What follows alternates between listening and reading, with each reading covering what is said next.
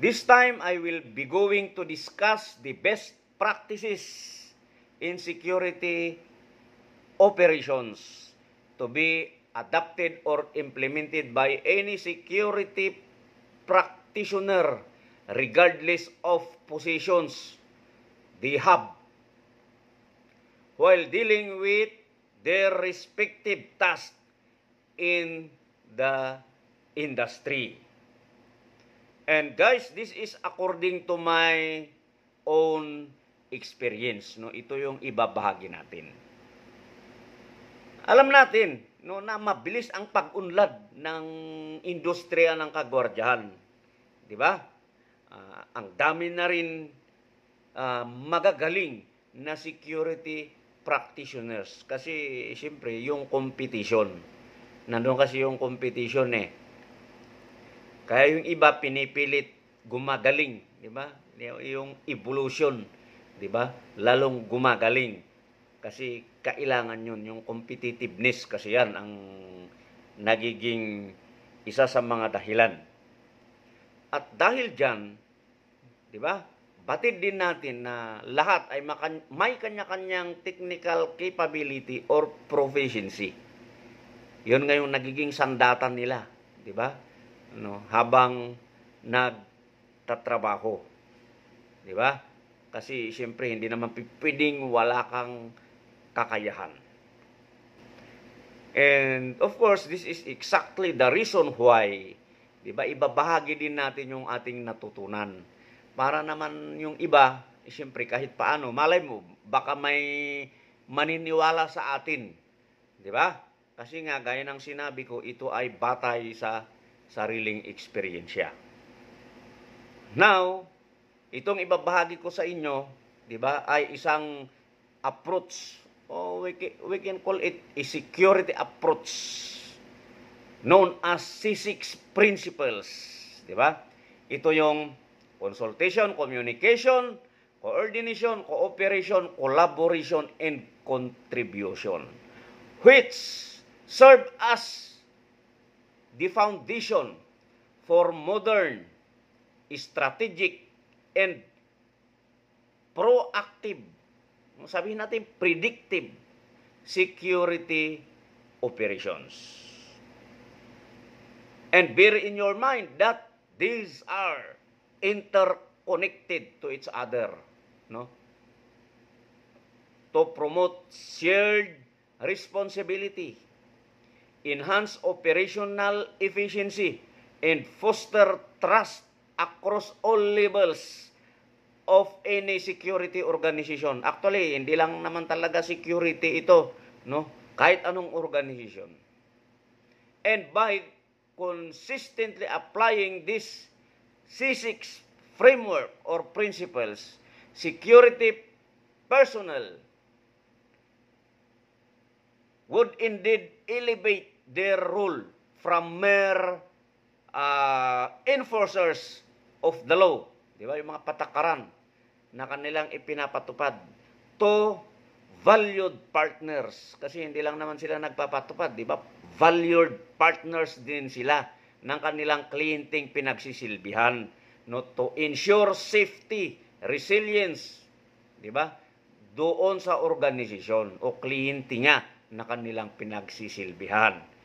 So, hindi na tayo paligoy-ligoy pa. Unahin na natin tatalakayin yung isa, which is consultation. Consultation. Ayan. There are old saying, meron lumang kasabihan, to quote, two heads are better than one. Diba? This certainly proves why a security guard should seek guidance or assistance from fellow guards or co-guards. At hindi lang yun, di ba? From their supervisors, managers, or any authorized personnel from the agency na kanilang employer, di ba? And client or company na kanilang pinagsisilbihan. Actually, ang principle na ito, itong consultation is a skill. Di ba? Napaka-importante kasi ito, kaya sinasabi natin skill. At ito, di ba, maraming security guard na ayaw o natatakot magtanong. Simple lang yan eh. Yung iba sinasabi, nandyan si Miss Magta. No, just ask.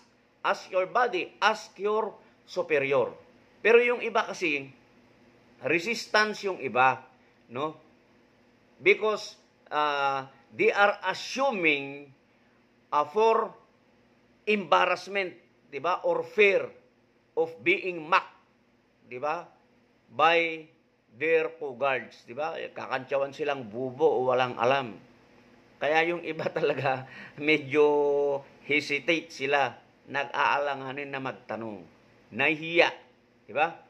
Yung iba naman, of course, they are thinking na maari silang mareprimand o maparusahan ng kanilang mga supervisor for knowing or for not knowing something or for knowing nothing. Pag wala silang alam, natatakot sila. Kaya,